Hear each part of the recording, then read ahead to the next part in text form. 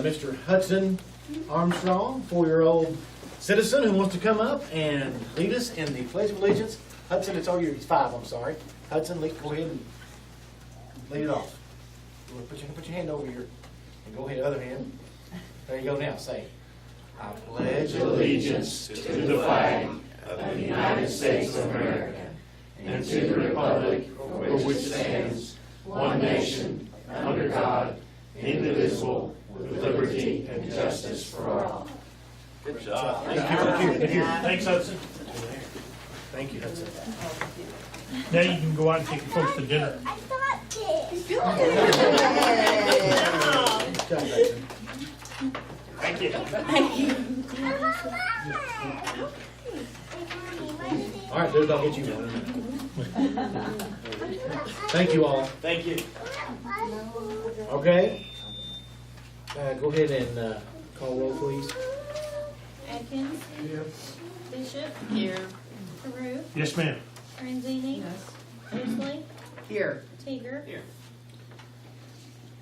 Next item is minutes of previous meeting. Of course, they're in your packet. Do we have a motion to accept the minutes? So moved. Second. So it's Carew and Atkins. Jane will get you next time. Any discussion?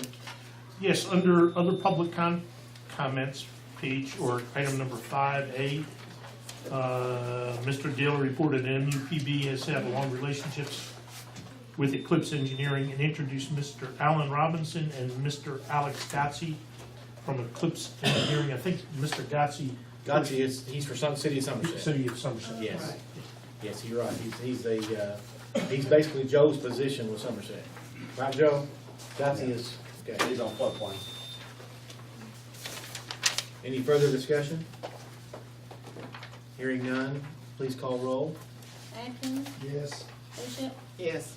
Carew. Yes. Franzini. Yes. Osley. Yes. Teeger. Yes. Item 5 is public comments, and we are going to hear from Representative from Kelly, Galloway, Smith, and go ahead. Mayor, I want to suggest that we take other public comments first. Okay, that's fine. If that's, That's okay. might be helpful for folks. That's fine. Anyone has a public comment, would like to come up to the podium and identify yourself, and, yes, sir, come on up.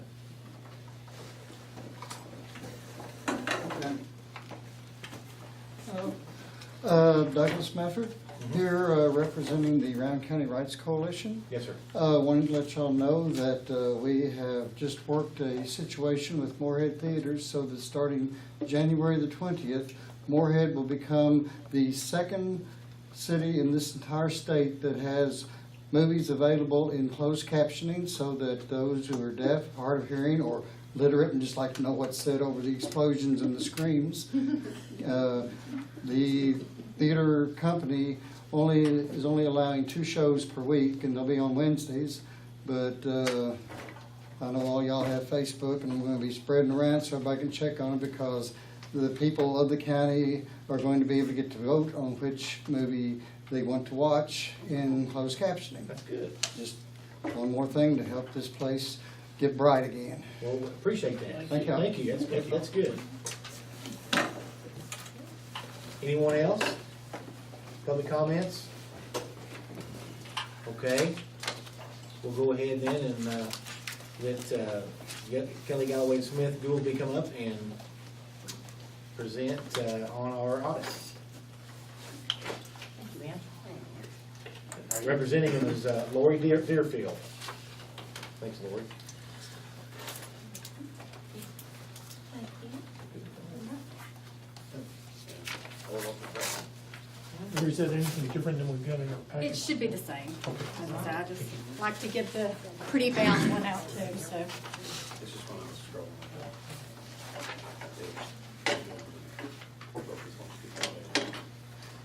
Okay, I'll just kind of briefly go through it, and you can stop me at any time if you have any questions. There were some big changes this year, which I'll go through. Starting on pages 2, 3, and 4 is our independent auditor's report. And just to summarize, it says we have audited the accompanying financial statements of the city as of June 30th, 2015. Management is responsible for the financial statements. Our responsibility is to express opinions on the financial statements. in accordance with professional standards. Page 3, in our opinion, the financial statements are fairly presented in all material respects in accordance with generally accepted accounting principles. That is a clean, unmodified opinion. New this year is this next paragraph says emphasis of a matter. It mentions that this was the year that GASB 68 came into play related to the state pension liability. This year you had to record your portion of what the state estimates the liability to be, and that's disclosed in note 10. And since it's such a material amount, that's why it's got its own little paragraph emphasizing it.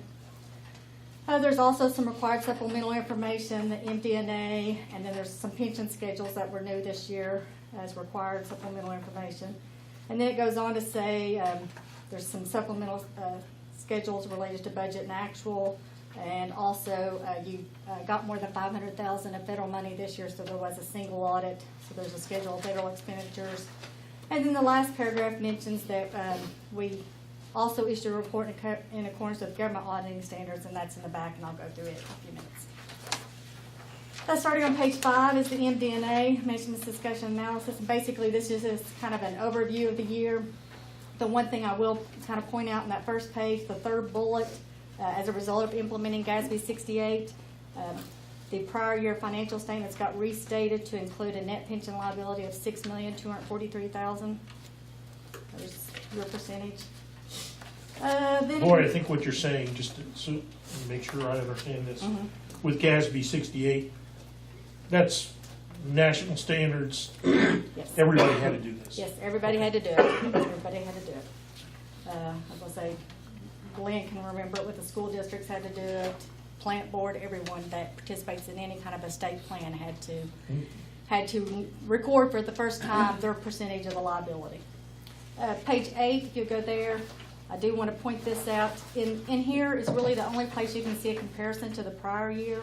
So on page 8 there is a summarized balance sheet, and the first two columns are basically the city and tourism combined. And you can see 2015 compared to 2014. The next two columns are the plant board, and then you can see just total columns to bring it all together. But I guess the main highlights in that paragraph there mentions that the city's net position increased $681,000 or 14.4% as compared to 3.1% in the prior year. The plant board decreased $82,000 or 0.3% compared to a 2.5% decrease in the prior year. Majority of the increase for the city, and you can see on this next page if you go to page 9, this is the revenues and expenses, and again it's comparative.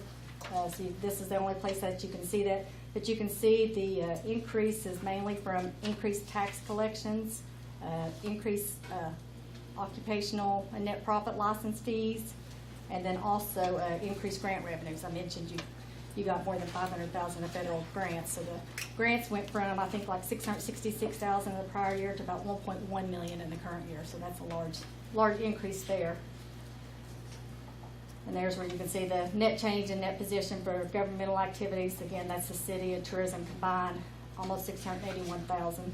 Lori, can you explain the difference between the statement on page 5 and page 8? Just, I couldn't figure it out. The city's net position decreased by $599,000. Should be increased by $599,000.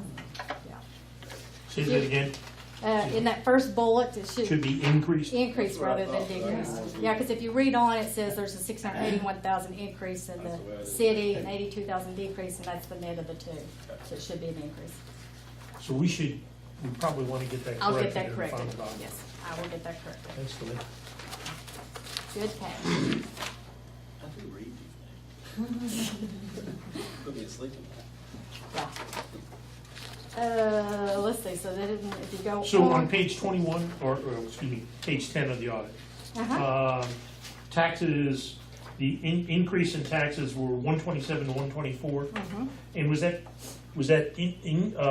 payroll tax mainly? Property tax. That was property tax. Property tax. Okay. Yeah, the licenses and permits is where the payroll tax falls, Okay. because it's considered a license. All right. And that was an increase of $117,000. But also net profits is in there, so that's something you can't really estimate from year to year. You know, how well a business is gonna do. yeah, that kind of gives a little of the same, except that it breaks out just the city, I believe, here, on page 10. Then if you want to turn to page 12, it kind of brings out some of the budget versus actual comparison. And again, you can see there where, you budgeted taxes to be 1.4 and you actually received 1.5, so you've got 121,000 more than budgeted. Licenses and permits came in above budget, 298,000. Again, I mentioned that's one that you can't really predict when you're doing your budgeting. And then you can see on the expenses, each one of the departments came in under budget on the actual expenditures. So that was a good job. Very, very fiscally responsible. Then it kind of gets into, on the top of page 13, shows some comparison on the capital assets from year to year. There wasn't a lot of capital asset additions during the year. And then the next table shows debt comparison. You can see debt decreased about $490,000 for the city and $2.1 million for the plant board. And then starting on the bottom of page 13 there, it kind of gets into the projects that are going to impact next fiscal year. So you can see that there's some police cruisers that you plan to purchase, and grants still coming in. The West Moorhead project, I guess, will be going on. Retaining wall. That's Top just- of page 14, Yes. you use the words Obamacare. The correct term is the Affordable Care Act. It is. Could we correct that, please? We can. We sure can. I would say Obama likes it being called Obamacare. Some people thought that would be an insult to him, but I think he took it as a compliment. Then I was going to say page 15 just gets into more detail on the statement of net position than what we looked at in a summarized fashion. A couple new line items I will point out on there. You'll notice some new terminology: deferred outflows of resources, deferred pension contributions. Basically what that is your net pension liability is always going to run a year behind on the calculations. So the number in here, the net pension liability that's in here, is actually the number as of June 30, 2014. So GASB 68 permits it to be a year behind, and the reason that is because the state has to get an actuarial calculation, an audit, and all this stuff. So the timing is your audit would be held up way too long if you waited on, current numbers. But so what this is here, this $828,000, is the 2015 contributions that you actually made. They kind of get capitalized like a prepaid expense. So that's what that is. And then there's deferred inflows of resources, and what that is when they did their actuarial evaluation, they estimated investment earnings to be so much. They actually came in higher than the estimate whenever they set the contribution rates. So that is kind of like a deferred revenue that you'll get to recognize over the next 5 years in your contribution rate. If that makes sense. But you also... Like that, y'all? No. She said earlier, all this is taking a state pension plan and basically them doing their audit to say exactly where they stand for everything, but then separating our piece of the pie out to every agency that's part of the pie, so that the totals of every city would add up to what the city's obligations are to the CRS. And right now, you don't have any obligation to pay this liability. They're setting Right themselves now. up for failure. If they fail, this comes to us, our bucks. That's the way I look at it. And so when you're reading all this stuff about these pension plans going under, don't think it doesn't affect, it's not just affecting employees. It could drastically affect the city, the school board, all those things. Because if they do just let them fail, they've made this decision to put them on our books 2 years ago. So, That's their fail-safe. But we've That's already what I given look them at. the money. But we're taking on a liability, Tom. It's the whole problem of that if a 25-year employee retires and has 30 years left on his life, that liability for those payments go on, and he never put in enough.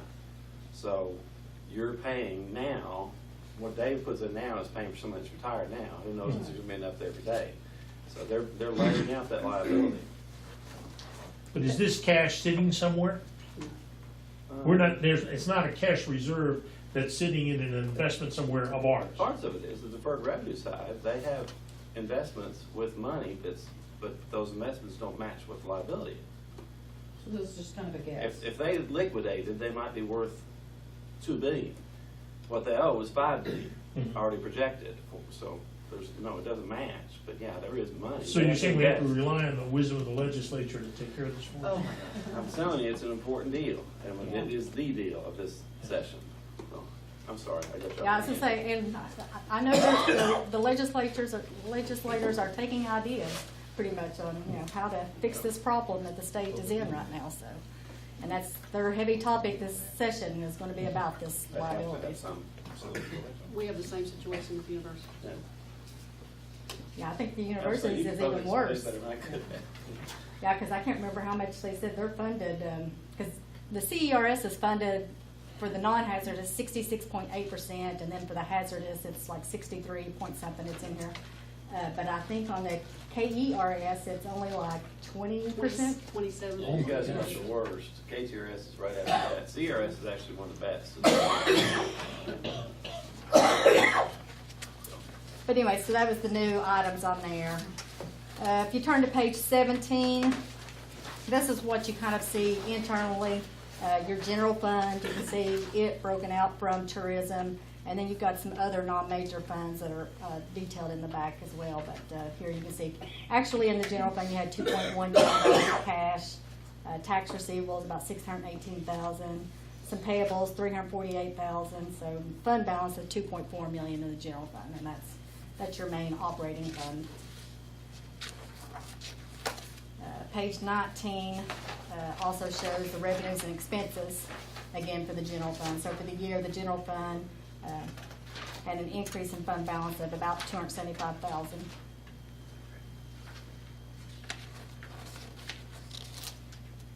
Page 21 shows the detailed balance sheet for basically the plant board. And again, you'll see they also have those new terms, the deferred outflow, deferred inflow.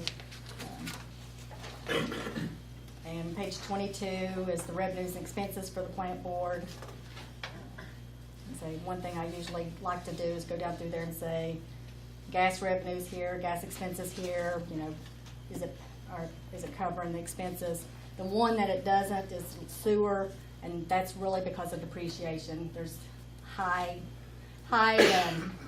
capital costs on the sewer plant that's fairly recent, that depreciation is a large number. 23 converts that to a cash flow basis. Cash for the plant board decreased $287,000, so on a cash flow basis it did decrease $287,000. Then we get into the footnotes starting on page 24. The first disclosure is just the accounting policies. And again, these are the main accounting policies followed by cities. I will point out on page 25, there were 3 new funds added this year. One for the CDBG West Morehead project, one for the Federal Forfeiture Fund, and one for State Forfeiture Fund. And those were required to be separate funds. So, then on page 30, the little sub G there mentions you do have new accounting policy adopted related to pensions, and that's just telling you where there's now a net pension liability, deferred outflows and deferred inflows recorded. I mentions that you did adopt GASB 68 and 71 during the year. 71 just kind of amended 68.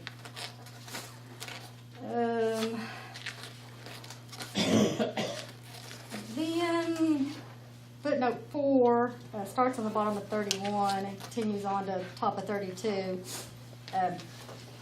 I mentioned to you there wasn't a lot of capital asset additions. It's $281,000 for the city. Depreciation $674,000 approximately.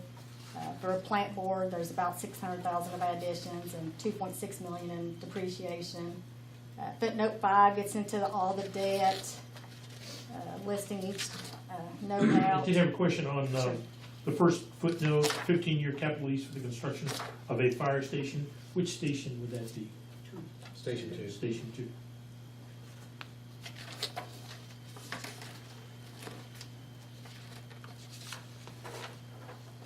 On page 34, there in the middle shows us nice summary of the debt.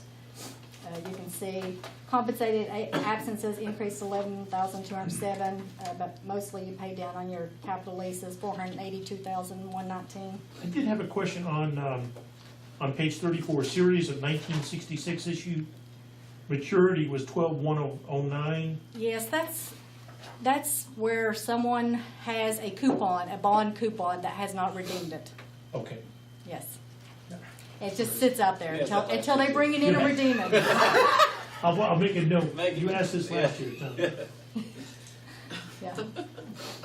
We Until can run they an ad in the paper, have somebody redeem it. Make a note to check your file, see if Yeah, you right. got a Okay. $15,000 coupon Well, sitting it's there. just, why is it still showing? You know he has every file. Yeah, until they come in and redeem it, it's just gonna sit there, so.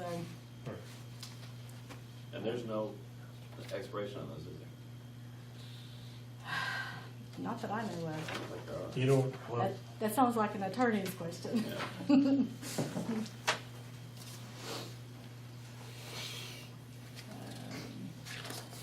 And then, starting at the bottom of 34, continuing on 35, shows when the debt comes due. So at the top of the page there's going to be about $240,000 of debt payments that the city will have to make for 2016. It also shows tourism, $581,000, and plant board, $1.2 million. Then, at the bottom of that page, footnote 6 is related to the pension plan, the county employees retirement system. And you'll notice it's quite a few more pages than it was in the prior year. They've expanded the disclosures. On page 36, at the end of the second paragraph there, shows what the city's proportion of the total net pension liability was. So for non-hazardous, it was 0.13%. And for the hazardous, it was 0.17%. So very low percentages, but still big numbers. So that tells you how large the state's liability is. Then it also goes in to say that the city recognized pension expense of $324,000 and $157,000 for the non-hazardous and hazardous employees for the year. The deferred outflows, which I mentioned to you on the statement of net position, $527,000 and $302,000. And then the deferred inflows, again, which is kind of like deferred revenue that you'll get credit in your contribution rate. Those are detailed there, and you'll get credit over 5 years. And and this next section tells what their actuarial assumptions are, and that's where things go awry. You say, oh, we've made all our contributions. Yes, but that's only one part of the formula, because there's another part of the formula where they're estimating an investment rate of return of 7.75%. So they're kind of estimating a high investment rate of return in order to keep your contribution rates low, which sounds good, except that they're not meeting this investment rate of return. Especially, when the stock market crashed in 2008, they really took a hit then. So they keep hoping that it's going to come back. so what? Yeah. But, so that was their game plan before it was actually, on the financials, but now there's so much pressure that it's on everybody's financials that, how's it going to affect bonding capacity? Because cities and schools, their bonding capacity is based on the rating of the state. So if the state's got this huge liability and their ratings go down, then everybody else's does too. So. Then it goes on page 37 to tell how the money is invested, how they target it, and how what expected rate of return for each type of investment. Page 38. I find this very interesting that the middle column there shows the net pension liability for non-hazardous and hazardous, and then the other columns show what would happen if the discount rate was to increase by 1%, how much the liability would go down, pretty sizable amount. But if the discount rate decreased, the liability goes up a pretty hefty amount. So 1% either way changes the liability huge amounts. Page 39, as a result of implementing the GASB 68, I mentioned to you that we had to restate the prior period, and that was the $6,243,000 restatement of the prior period to get the beginning balance of the net pension liability on the books. Then, starting on page 40, gives a more detailed view of the budget and actual for the general fund. And again, you can see you know, I mentioned the taxes, you can see what's actually in the taxes, that's where it shows the property taxes is the majority of that increase. And then the occupational net profits license, it's 251,000 increase. And then on 41, it gives a little more detailed breakdown by department, and again, I mentioned to you, each department was under their budget, so.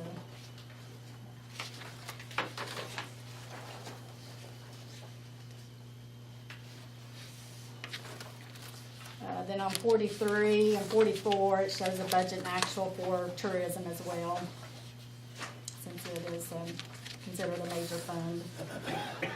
45, this is the new required pension schedules, and it's got the 2 columns for non-hazardous and hazardous. Eventually, this is supposed to become 10 years on here, so once we get more years to add to it, it'll just keep going until it's got a 10-year historical view. You can see there the non-hazardous at the bottom, the 66.8%, that's how much funded the state's plan is, and the hazardous is 63.46% funded. 46 really just tells the contribution rates, and again, this is going to grow to be 10 years as well, so that you can see trends on the rates. 47 then also mentions the assumptions that were used in the actuary. Also, in future years, if they change the assumptions, there will be a footnote disclosure of that, or if they change the benefits of the plan, there will be disclosure related to that. So there wasn't a change between 13 and 14, so there's nothing on there. Page 48 is the detail of the other non-major governmental funds, so that shows you the municipal road aid, CDBG Inspiration Center, CDBG West Morehead Project, federal forfeiture, state forfeiture. And then 49 shows those same funds, but it shows the revenues and expenses for each one of those. Then page 50, since you spent more than $500,000 in federal money, you're required to have a single audit. Therefore, the schedule of expenditure of federal awards is required. And you'll see an asterisk beside the CDBG funds because those were significant. Those were tested as a major program. The total spent was $829,000 of federal money.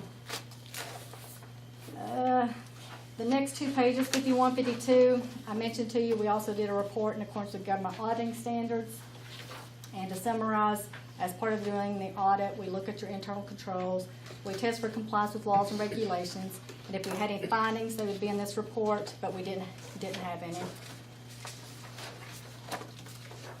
The next report, page 53 and 54, is the one required by the single audit, and basically, I mentioned to you CDBG was your major program, and for it, we had to test the internal controls over it, test for compliance with the grant agreement and OMB A133, and if there were any findings, they'd be in this report. Again, it's a clean report, no findings. Page 55 is just a summary of everything that I went through. Also mentions that the CDBG was the major program. 56, if there were any prior findings, we'd have to follow up on them. We didn't have any. 57, if there were any current findings, there would have to be a corrective action plan, but there were no findings, so none was needed. And then in the back is a separate letter, which is just our standard communication. It mentions in the accounting practices section that you did adopt one new accounting policy related to pensions. You do have some estimates, depreciation, and now the new estimate is the net pension liability, where you're relying on the actuary. We had no difficulties in performing the audit, no past audit adjustments, no disagreements with management, no outside consultations, and basically no other matters that we feel like we need to bring to your attention at this time. So, any questions?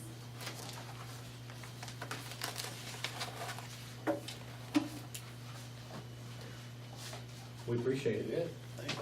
Thank you, Lori. The bottom line is we had good results and You have- everything worked well, so we appreciate it. I'll make a motion to accept the audit as presented. Second. Jan gets that one. Jan gets that one, I thought you got the next one. Any further discussion?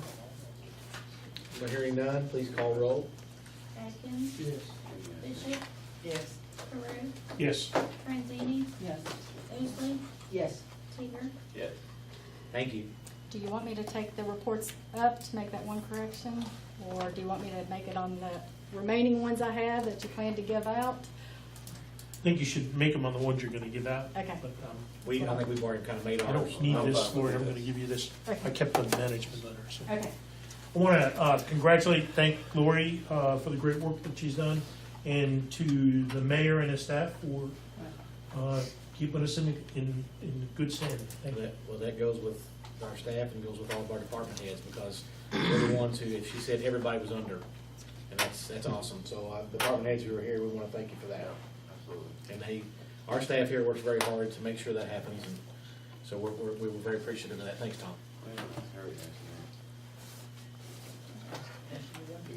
She just wants to know why was there alcohol down? Alcohol taxes, alcohol revenue tax. Why was it down 17,778? Seems like You know, Joe? you guys. Right here. It could impact it. That's part of Could it. impact it. And Grayson, We didn't talk about this. All of Hill. all of Hill and All Grayson, of Hill and Grayson. When they yeah, went with- they went well. Aw, We need man. to change that. Well, and Allfield just went wet. That's a Yeah, small see, Grayson portion was during that first and then year, Allfield, too. yeah. Yeah. Well, thank you all. Thank you. We need to open ours on Sunday, that's what we need to get. Yeah, Yep, yeah. because they are open on Sunday. Yes, they are. If you They've drive always down had there, bootleggers. it's a Moorhead group. No, never mind. I think bootleggers are closed on Sunday. No. Have to check. Next, we have quarterly reports, and we've got Miss Julie Stevens here from Chamber of Commerce. Julie? Good evening. I'm the Vice President of the Chamber of Commerce this year. So just wanted to give you a quick report on some of the things they're doing.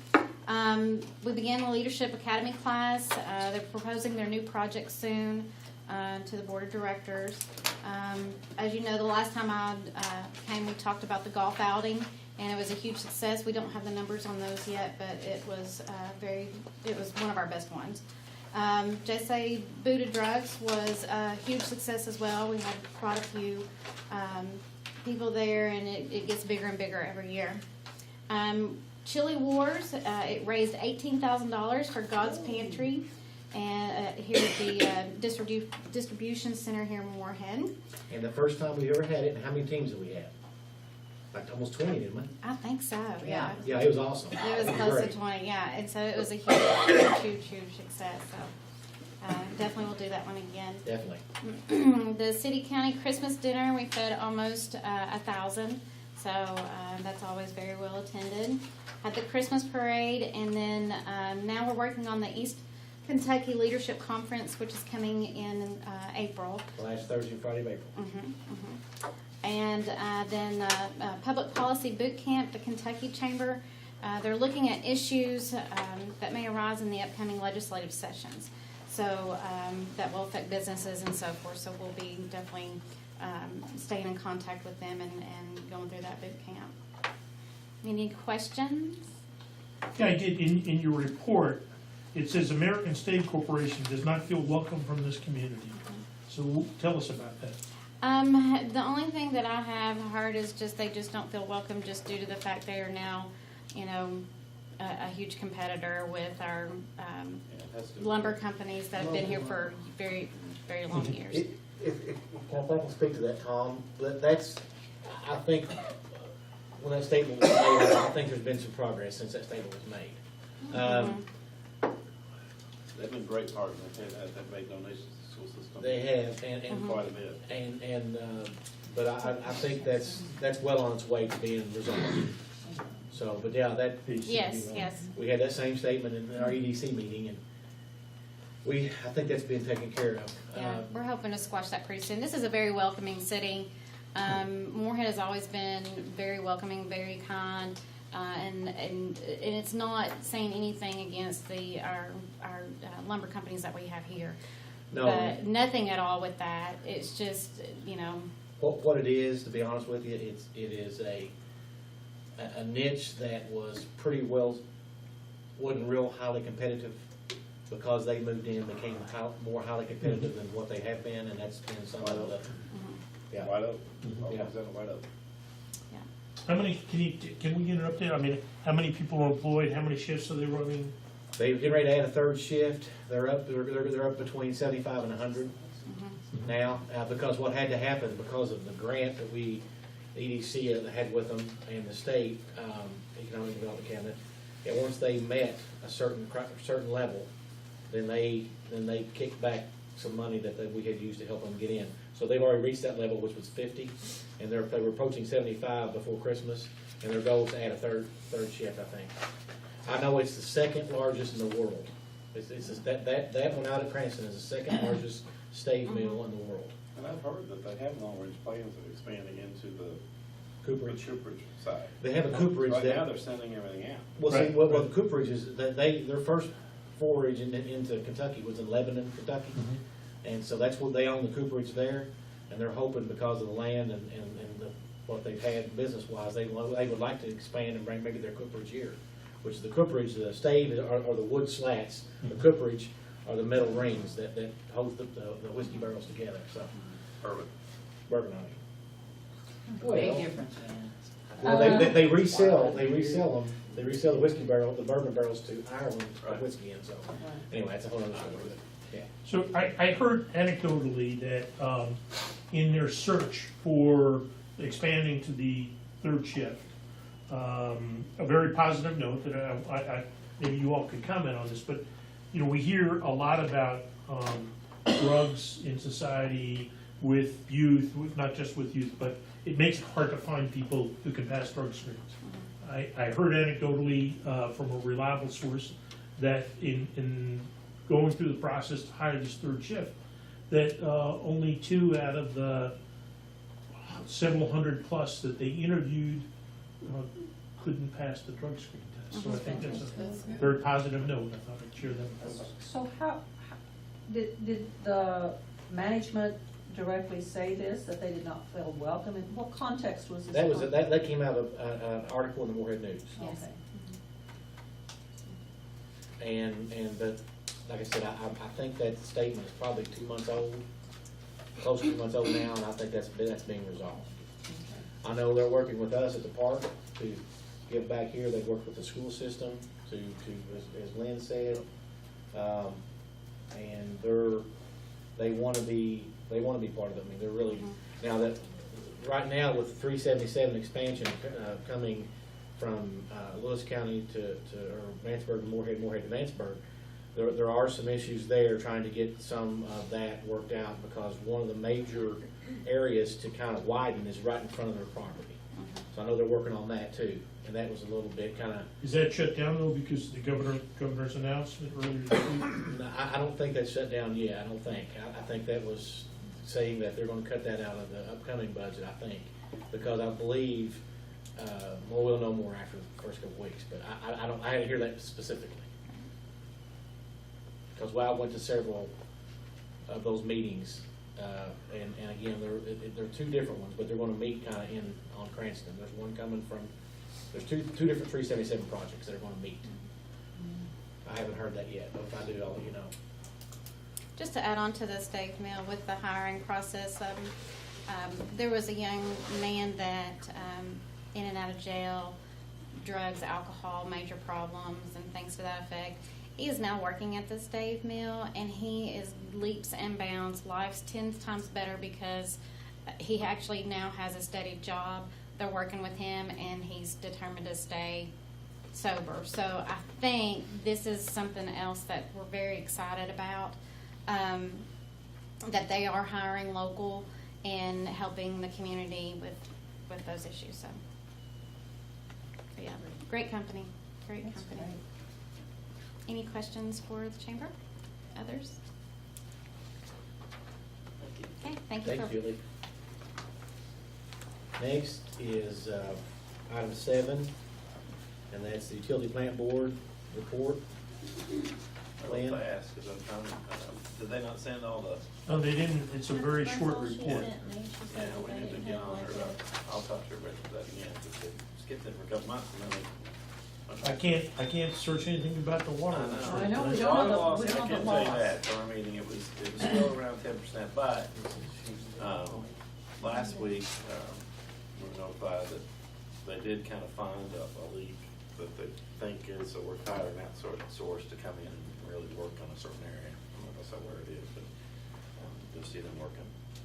We did, get new signs too, I think that was discussed in here, wasn't it? When we're flushing, because people kept asking questions, so we're gonna from now on have signs out there. We got inundated with We phone know calls. about this kind of signs. Yeah. Yeah. Inundated. Yeah, it'll say, Inundated. more, like, more. Kept Billy on the phone for about 30 Intentional minutes. flooding, yeah. I got calls all the time on it. Our new manager seems to be hitting the ground running, doing well. She said she will be here to attend next month and try to make it, I don't know if she's gonna come every other, but she's definitely be here next month. She seems like a go-getter. Yes. But you'll talk to them about a complete report? Yeah. Okay, thank you. That's all I Because if you remind me, Okay, that's all I got. Okay, yeah, is that it? it's just the financials, that's all they said. Is that it on that? Yeah. Well, the Morehead State University report must be huge because they sent 2 people. I know it. So you all go ahead and draw straws, which one of you wanna go? We already sent. Oh, did Madonna go home? I didn't see her go home. Oh. Okay. Well, then Beth, it falls to you. Go ahead. Stuck with me. Beth Packer. Appreciate being here. Not a whole lot to report. Business as usual. Students will be back this weekend. Classes start on Tuesday. Tuesday. We're off on Monday in celebration of Martin Luther King Day. The president will give his spring convocation remarks on 10 o'clock on Wednesday in Button Auditorium. Obviously, everyone's welcome to attend. It's an open session, and Eagles, both men and women basketball, are off to great seasons. Hope if you haven't had an opportunity, I hope you'll come out and see them. Real excited about what's going on there. Football team received several academic awards. Yes. One of the highest ones in the Pioneer, and that's good to see. That Coach Tenier's really taking that on as a student athlete, and that's good. So, be glad to address any questions anybody might have. How's the construction going? I've driven up through there. If you haven't been up through there, it's worth a drive. It's very interesting. Or go to our website, go to the facilities website, and there we have some webcams so you can kind of watch the progress in action. It's kind of neat to see it, watch it during the day, see the dozers moving around and so I forth. mean, they've moved the mountain But, there by the old. literally. Yes. Yeah, and the parking garage is actually ahead of schedule. We'll have it open and ready before the end of the spring semester. Students will be able to start using the parking garage. 400 spaces. The actual dining commons, that's a part of that, will have to come in phase 2. So we'll open up the parking garage before the dining commons portion is finished. The housing is, right now we're about a month behind schedule, so we're really hoping that this weather that we've enjoyed continues to hold off and we don't have a lot of bad weather. When do you anticipate the temporary, building the temporary food? It's on, if you've been up through there in the last few days, it's roped off and it's Okay. underway. Okay. It'll be ready by the end of May. We'll actually, in the summertime, May 1st, May 15th, we'll move out of the University Center. As soon as the semester is over, and all during the summer and the next 2 years, we'll be in the temporary dining facility. They start the And that's construction. Between Lappin and the The Board of parking lot Education? between the Board of Education and and Lappin Hall. Yeah. And so that'll be the temporary dining facility. It'll have everything that it has now, with the exception of Taco Bell. We're not moving Taco Bell since there's a Taco Bell in town. We're going with different venues. When we open back up, expanding a lot of the venues that are in the food service, but we try to do things that aren't already in town so we don't get that competition. That's good. Well, thank you. Any questions for Beth? What does enrollment look like for the spring? It's a little early to tell. We look like we're on target to bring back as the enrollment. We'll have our usual drop from fall to spring. But right now, it's still just a little bit early. We learned more about this time last week. But we don't see anything unusual coming up. Well, I want to compliment you all. I don't know what you did, but parking on Main Street for the fall semester was not like what it had been in prior years, so. Yeah, Well, one of the things we've done is we've ramped up the shuttle services and so forth in the commuter lots. And I think students are starting to get adjusted to that, and that doesn't really help commuters. So I'm not sure of anything specific, but well, you did something, because it's usually really bad, or it had been up until fall semester, and it was very nice. And I think there was some worrying about what was gonna happen with the loss of spaces, but then Joyce had said, of course, there was shorter class times, right? And the adjustment to the weekly schedule probably Right. helped a little bit. We did change the schedule where you're only Monday, Wednesday, Friday classes, or Tuesday, Thursday That's right. classes. So you don't have as much overlap going on. And we haven't noticed anything out of the ordinary as far as tickets or anything you can tell with students or anything, towings or anything like that? Okay, well, we appreciate it. Good deal. Thank Things you. are working. Yes. Future growth and developments. Mayor, we have something in our packet Oh, I'm sorry. Yes, I'm sorry. Go about ahead. MSU. For discussion, I guess. Yes. Don't we? Is it in there? Yeah, it's in our Yeah. packet. Okay. It's a letter from Beth Oh, about okay. This is real about, estate. this is about the property right here by the bridge. Oh, okay, yeah. So I'll start off if we're having a discussion. Yes.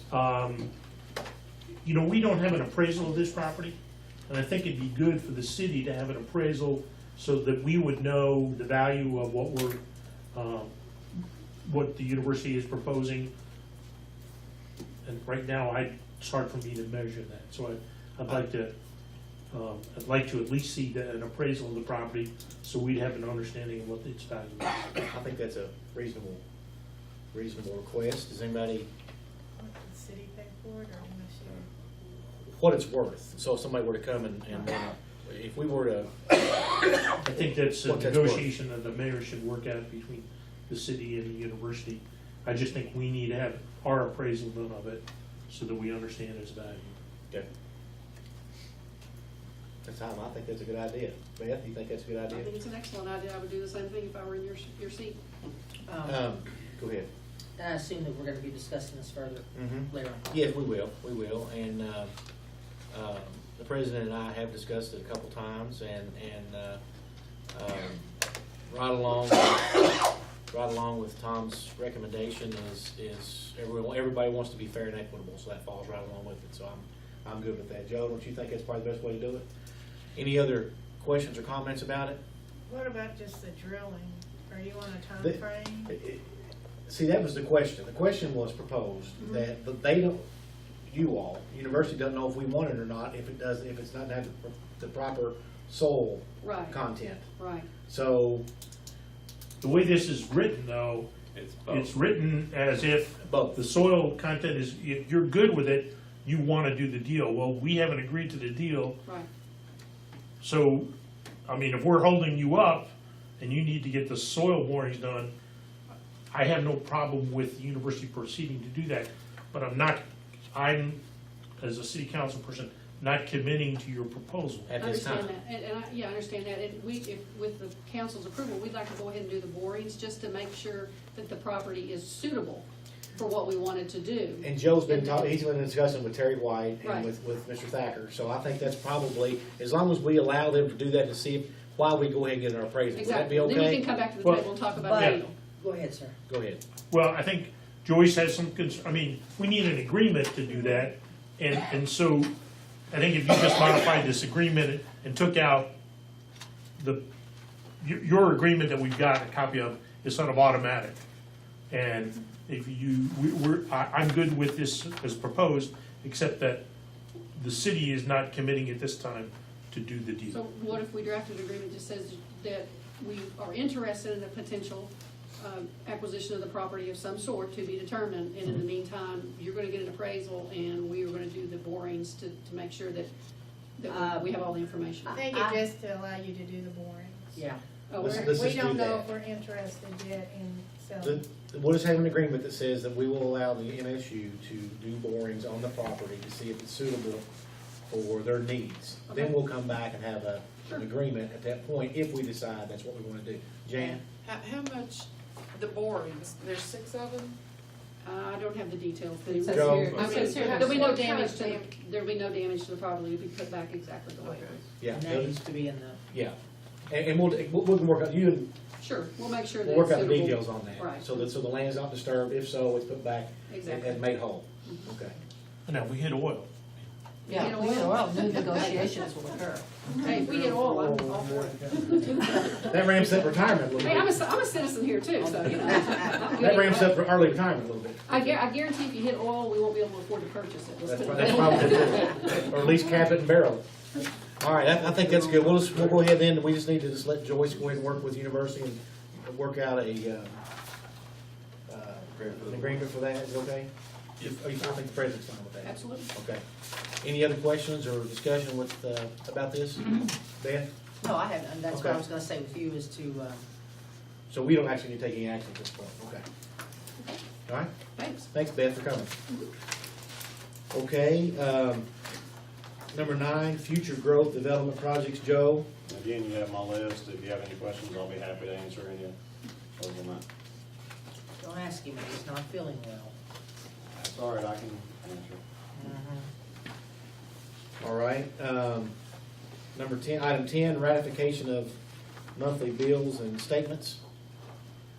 So moved. Motion made by Tom, seconded by Glenn. Any discussion? Tom had sent out an email, and I had those questions answered for you, Tom, Yeah. pretty much? Yeah. Jan, do you have anything, or No. Beth? Okay. No, All righty. And hearing no discussion, please call roll. Atkins, Yes. Bishop, Yes. Carew, Yes. Franzini, Yes. Boozley, yes, Seeger, Yes. Moving into item 11A, unfinished business.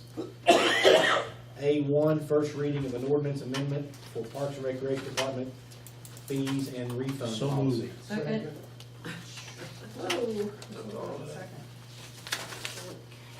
Any discussion?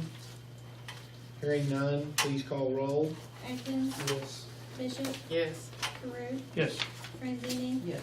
Boozley, yes, Seeger, Item 11A2, discussion of Parks and Recreation Department assisting Round County School District's artificial turf project at the high school / soccer field / multi-use property field, such. Dave, you want to give us an update on that? What happened since our last meeting? Would you come up and talk to us, thanks? Since last meeting, I spoke with Mr. Moore 2 different occasions, and the board is very interested in moving forward. Glenn, if you might want to, Well, hang on, let's take it chronologically. What did you do after our meeting?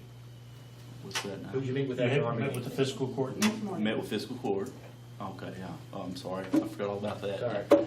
Met with fiscal court unanimously, or not unanimously, one person voted no, but the rest voted yes to fund $10,000 a year for the next 10 years, for the next 10 fiscal years for turfing the football field / soccer field at the Round County Senior High School. And an important note on that is, that's 10,000 in addition to, so we're confusion. In addition to the 10,000 That they they're not already taking gave. the 10,000 they get, that's in addition to what they already get us. Yes. Okay, just want to make sure everybody knew that. So I was very pleased with that meeting. I was kind of taken aback, to be honest with you. I didn't think they were going to vote that day, and they did. And I was very pleased with the results. And